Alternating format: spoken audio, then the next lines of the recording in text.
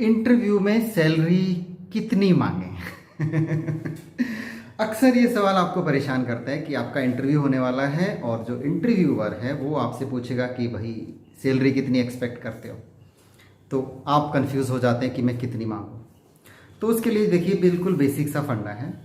अगर आप एक्सपीरियंस्ड हैं, ठीक है, अगर आप एक्सपीरियंस्ड हैं और पिछली सैलरी आपकी कुछ थी, मान लो 10,000 आपकी सैलरी थी, तो मार्केट जो ट्रेंड है, नॉर्मल जो ट्रेंड होता है वो होता है 20 से 30% इंक्रीमेंट, ठीक है।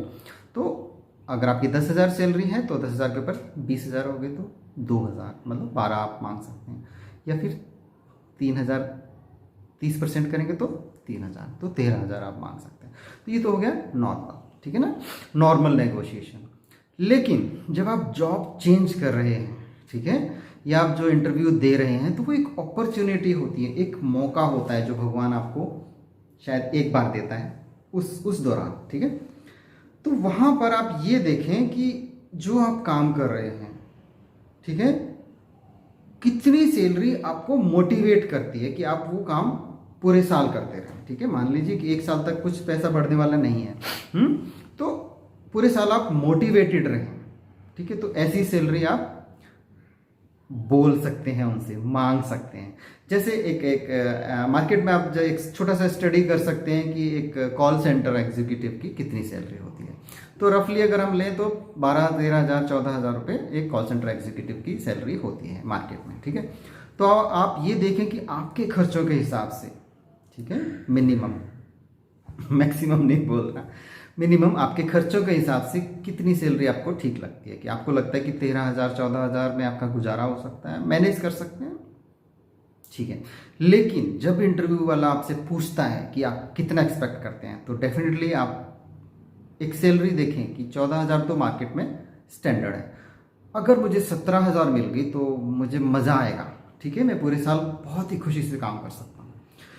तब आप उसको सीधा बोलें कि मुझे 17,000, या मतलब उससे थोड़ा सा ज़्यादा बोलें, ठीक है ना। 17 आप मोटिवेट आपको करता है तो आप क्या बोलें, 18 बोलें उनको। बेशक आप जस्टिफाई नहीं कर पा रहे हैं उस वक्त, वो बोलेंगे कि भाई आप तो एक फ्रेशर हो, आप इतनी सैलरी क्यों मांग रहे हो, ठीक है, कोई बात नहीं, आने दो क्वेश्चन, ठीक है, क्वेश्चन आने दो, आप वहाँ स्टॉप मत करो अपने आप को।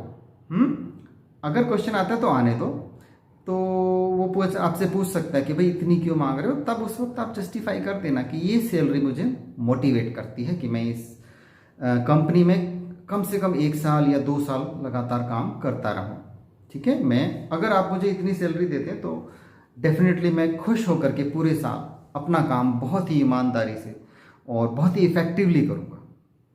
तो आप बोलें वो सैलरी, ठीक है, मार्केट में 14 है, आपका मन करता है कि आपको अगर 17 मिल जाएगी तो आप मोटिवेटेड रहेंगे, तो आप उनसे 18 की डिमांड कीजिए, क्योंकि डेफिनेटली वो थोड़ा तो कम करेंगे ही। 17 आपको मोटिवेट करते हैं, आपने 17 बोला तो डेफिनेटली वो कम करके 16 आपको दे देंगे या 15 आपको दे देंगे। तो हमेशा जो सैलरी आपको मोटिवेट करती है उससे 1,000 2,000 ज़्यादा आप मांगें, ताकि जो इंटरव्यूअर है या HR है वो आपकी सैलरी को फिर नेगोशिएट करेगा और थोड़ा कम ही करेगा, ज़्यादा बहुत ही कम करते हैं। रेयर केसेस में कम कर, मतलब वो ज़्यादा सैलरी ऑफर करेंगे कि आप 17 मांगे और उन्होंने 19 या 20 दे दें, होता है कभी कभी किस्मत। लेकिन उस वक्त अगर आपको 19 देते तो वो आपका डबल मोटिवेशन हो जाएगा, ठीक है।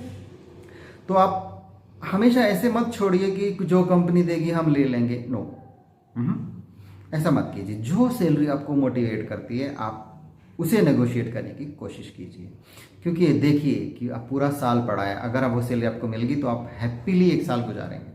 और अगर आपको वो सैलरी नहीं मिली, मान लो 14,000 13,000 पे आपने काम कर लिया, तो आप एक मजबूरी की लाइफ जिएंगे, ठीक है। नौकरी तो मिल ही जाएगी, आज नहीं तो कल, कल नहीं तो परसों। तो कोशिश कीजिए जो सैलरी आपको मोटिवेट करती है उस सैलरी को नेगोशिएट करें और उस सैलरी पर ज्वाइन करें।